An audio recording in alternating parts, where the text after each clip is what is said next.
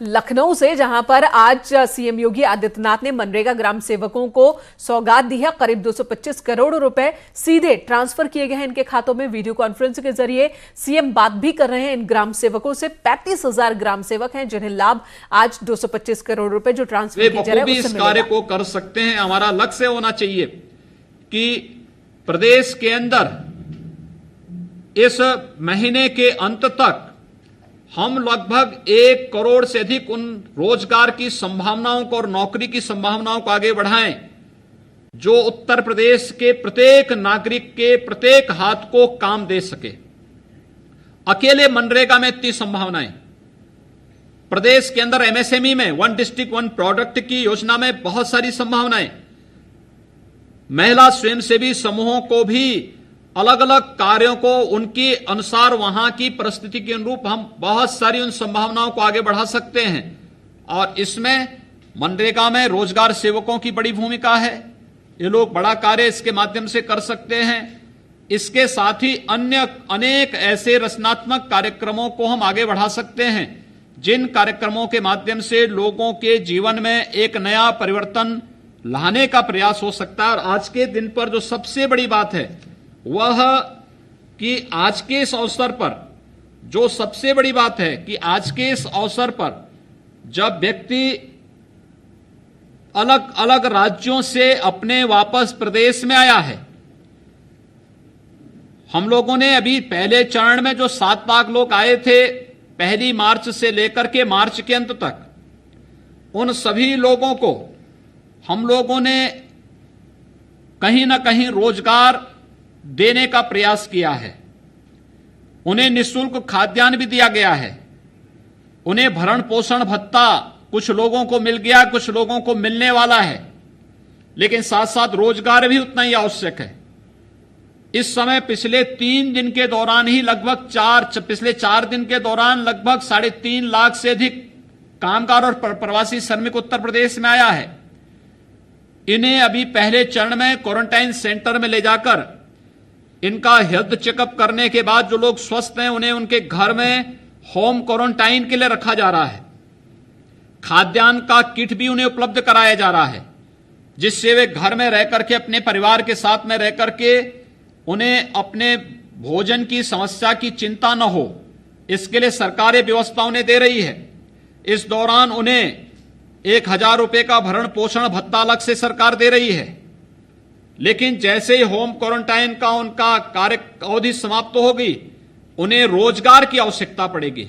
और उनके रोजगार की दृष्टि से हम लोग अलग अलग कार्यक्रम कर सकते हैं और इन चीजों को माध्यम इस कार्यों को हम और मजबूती के साथ बढ़ा करके तेजी के साथ आगे कार्य कर सकते हैं। मुझे लगता है कि अलग अलग सेक्टर में अलग अलग कार्य हैं। ये समय है जब हम लोग आज जब पूरी दुनिया इस वैश्विक महामारी से त्रस्त है और एक प्रकार से असमंजस की स्थिति में है कि कब तक लॉकडाउन चलेगा, कितनी देर तक और कब तक हम लोग इस परिस्थिति का सामना करेंगे, तब हमें इस परिस्थिति के अनुरूप ही लॉकडाउन और सोशल डिस्टेंसिंग का पालन करते हुए हमें इस दौरान अपने लिए नौकरी और रोजगार की संभावनाओं को इस दौरान ढूंढना भी पड़ेगा और उसके अनुसार उस प्रकार की तरकीबें निकालनी पड़ेंगी। बहुत सारी संभावनाएं हैं और मैं चाहूंगा कि फील्ड में तैनात हमारे अधिकारीगण, उनके पास भी कुछ अच्छे आइडियाज होंगे, उसको भी अपनाएं और उसके अनुरूप अधिक से अधिक लोगों को रोजगार देने में अपनी रुचि लेंगे तो वास्तव में फील्ड में तैनाती का उनका यह अवसर बहुत चुनौतीपूर्ण तो है ही, लेकिन जीवन का एक सुनहरा पल भी बन सकता है। मैं इस अवसर पर आज जब भारतीय स्टेट बैंक की मुख्य महाप्रबंधक के रूप में श्रीमती सलोनी नारायण जी यहां पर आई हैं, उनकी पूरी टीम यहां पर आई है, मैं चाहूंगा कि एक प्रयास प्रारंभ होना चाहिए बैंक के बीच और ग्राम्य विकास के बीच।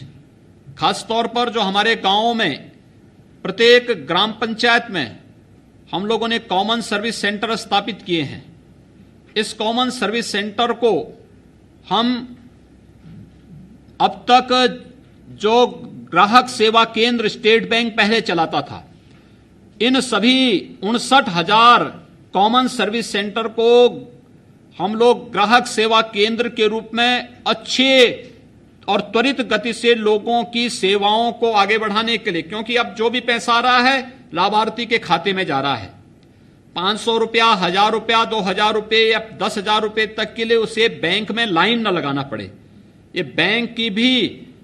यानी उनके समय को भी अनावश्यक बर्बाद होने से बचाएगा, क्योंकि एटीएम के पीछे की भावना यही है कि हम अनावश्यक रूप से छोटी छोटी पूंजी में समय न लगा करके अपनी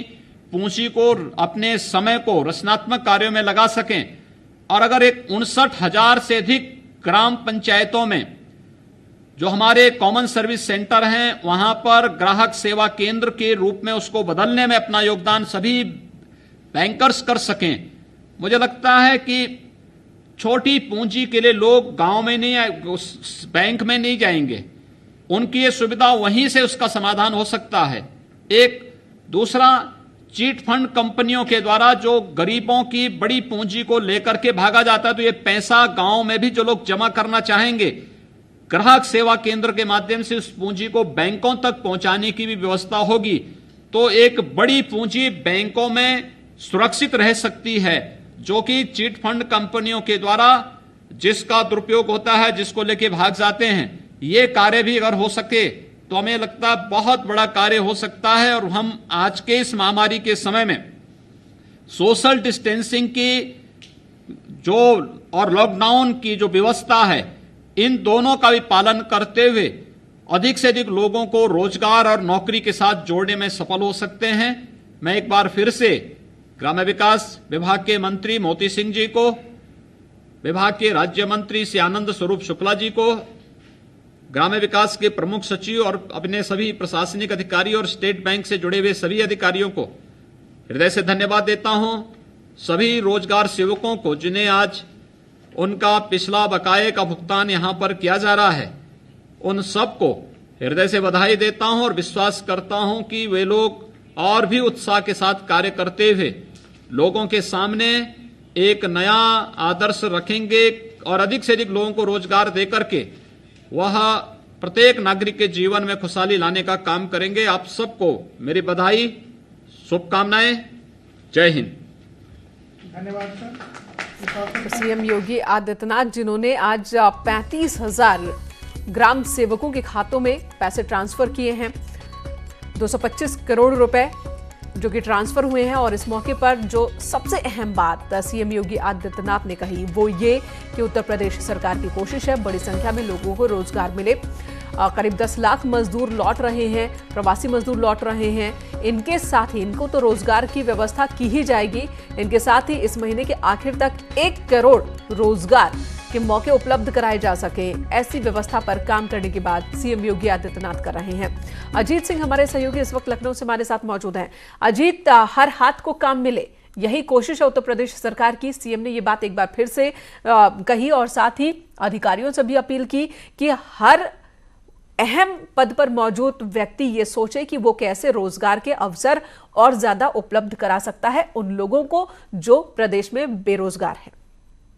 बिल्कुल ठीक बात कही मेनका आपने, और इसीलिए मुख्यमंत्री योगी आदित्यनाथ ने जब अभी बटन दबाकर 225 करोड़ रुपए 35,000 मनरेगा रोजगार सेवकों खाते में भेजा, तो उनसे बात भी की। वो चाहे वाराणसी के रोजगार सेवक हों, चाहे गोरखपुर के हों, कन्नौज के हों, सीतापुर के, उनसे बात की और कहा कि आप लोगों को रोजगार दिलाने में मदद करिए, जो काम चल रहे हैं वहां लोगों को ले जाइए, उनको काम दिलाइए। और सरकार का लक्ष्य है कि हर महीने कम से कम 50 लाख लोगों को काम दिया जाए, हर हाथ को काम मिले, रोजगार मिले। और उत्तर प्रदेश सरकार 15 से 20 लाख जो श्रमिक कामगार बाहर से आ रहे हैं उनको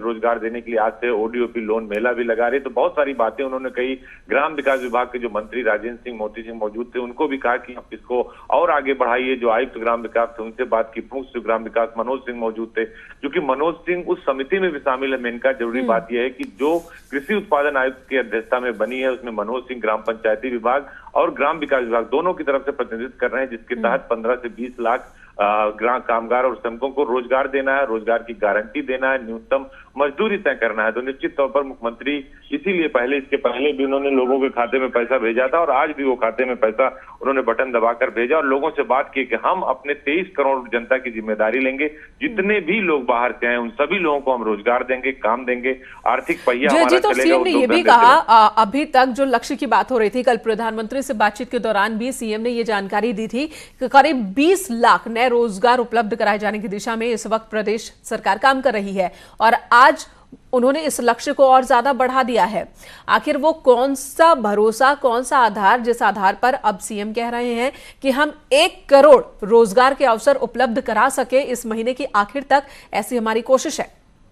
देखिए बिल्कुल मेनका, अगर आप बात करेंगे जो सीएम ने प्रधानमंत्री से बात कही थी, वो जो प्रवासी श्रमिक आ रहे हैं उनको लेकर के 20 लाख जो प्रवासी कामगार श्रमिक आ रहे हैं उनको हम रोजगार देने जा रहे हैं। उसके लिए लेबर रिफॉर्म जो एक्ट है उसको रिफॉर्म करना जरूरी था, इसलिए हमने रिफॉर्म किया और 7 लाख मजदूरों को क्वारंटीन सेंटर से घर भेजा गया है, 9 लाख लोगों को क्वारंटीन कराया गया। जो रोजगार का अवसर दिया जाए ना मनरेगा से, मैं आपको आंकड़ा बताऊं मेनका कि इस महीने सिर्फ अब तक 40 लाख जो श्रमिक है उनको मनरेगा के तहत काम दिया जा चुका है। उसी परिप्रेक्ष्य में सीएम ने भी कहा है कि मनरेगा एक बहुत बड़ा हथियार है लोगों को रोजगार देने में। अगर गांव में रह रहे श्रमिक और कामगार को रोजगार के अवसर प्रदान किए जाए, चाहे सड़क बन रही हो, नाले बन रहे हो, तालाबों का सौंदर्यीकरण हो रहे हो, नहरों की खुदाई हो रही है, तो इससे एक बड़ा जो अवसर है वो संभावनाएं जो है वो बन जाती हैं। और यही वजह, क्योंकि अगर एक महीने में 40 लाख काम मनरेगा के तहत श्रमिकों को दिया जा सकता तो और सारे जो औद्योगिक इकाइयां हैं, ओटीओपी है, एमएसएमई है, जो और सारे विभाग है, कृषि, उनको मिलाकर ये 1 करोड़ रोजगार देने की जो लक्ष्य की बात सीएम कह रहे हैं उसे पूरा किया जा सकता है। बिल्कुल अजीत, लक्ष्य बहुत बड़ा है, लेकिन अगर फुल प्रूफ प्लानिंग हो, एक ब्लूप्रिंट तैयार हो और उसको सही तरीके से बिना किसी गड़बड़ी, बिना कहीं कोई लीकेज के जमीन पर उतारा जा सके तो जाहिर सी बात है इस लक्ष्य को हासिल किया जा सकता है। लेकिन एक